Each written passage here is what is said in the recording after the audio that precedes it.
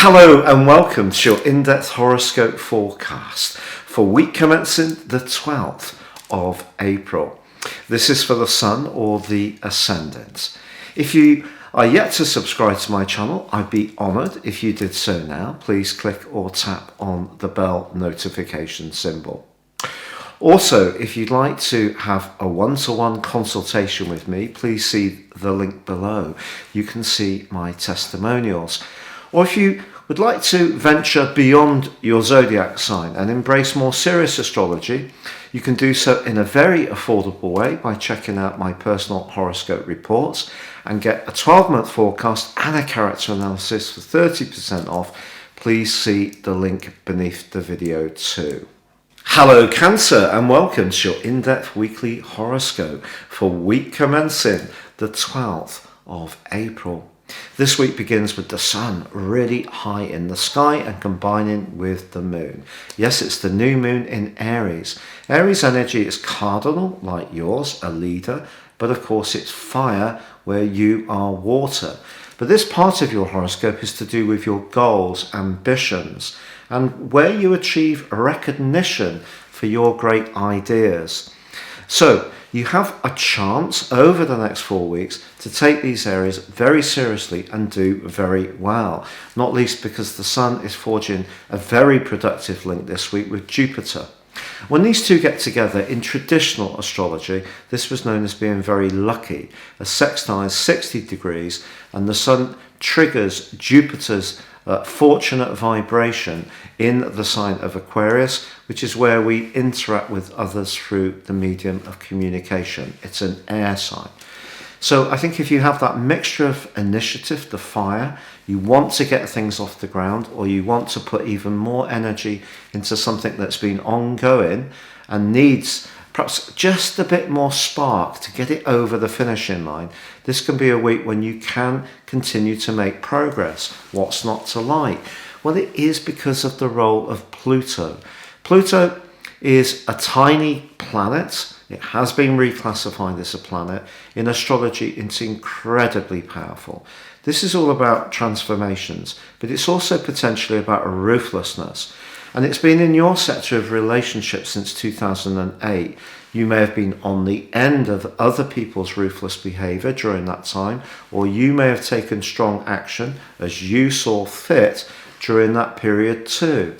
But its right angle to the Sun and the Moon in this most prominent part of your situation suggests that even if you do have those ambitions, you're unlikely to be able to fully reach them and embrace them unless you enter into a degree of cooperation and collaboration. And that may mean you needing to speak to people that you don't necessarily find easy.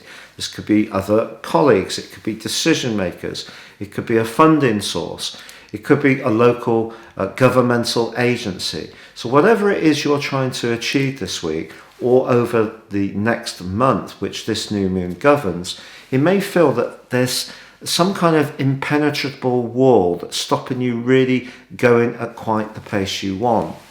But it's really about your tactics, because Pluto gives us great power and it can help to give you more authority at this time, providing you don't try too hard. Now, in fact, the Sun also forges a terrific angle with Jupiter right through the spine of this week. So if you've got your business plan, if you're wanting to start an enterprise of your own, if you've already got a business of your own, if you've got real clarity about how you want to go forwards, that's terrific, because it can give you a real sense of purpose and also a self-belief and willpower to keep going. It is true that Mars is buried in a rather psychological part of your situation, and that could be dragging up some issues that are painful, especially to do with unresolved, outstanding emotional pain or anger, which of course Mars is linked to. But Mars is actually itself forging a terrific link with Jupiter.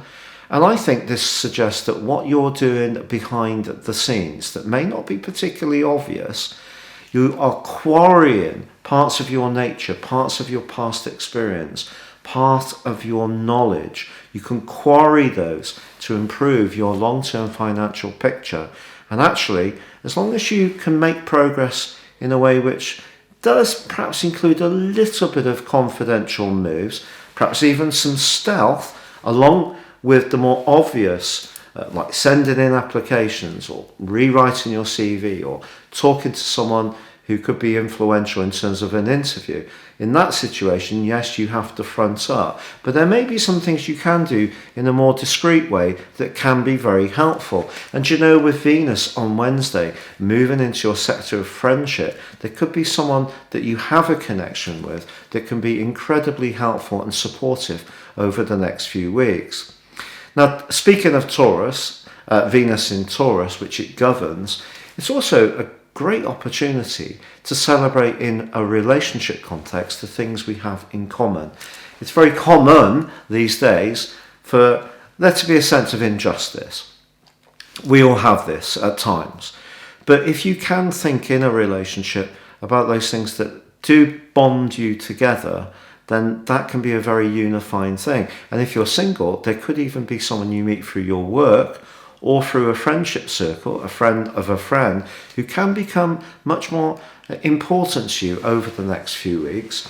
On Friday through to Sunday, Mercury also right at the top of your horoscope, suggesting that you're going to really be on top of your communication if you want to make progress. Well, that's forging a very uplifting link with Jupiter in your sector of joint resources too. So a wonderful time from Friday through Sunday to be having a conversation with someone like a banking source or with a business contact, or perhaps with a human resources department if you want to get yourself a new job, or thinking expansively about how you can take your enterprise to the next stage of building up your empire.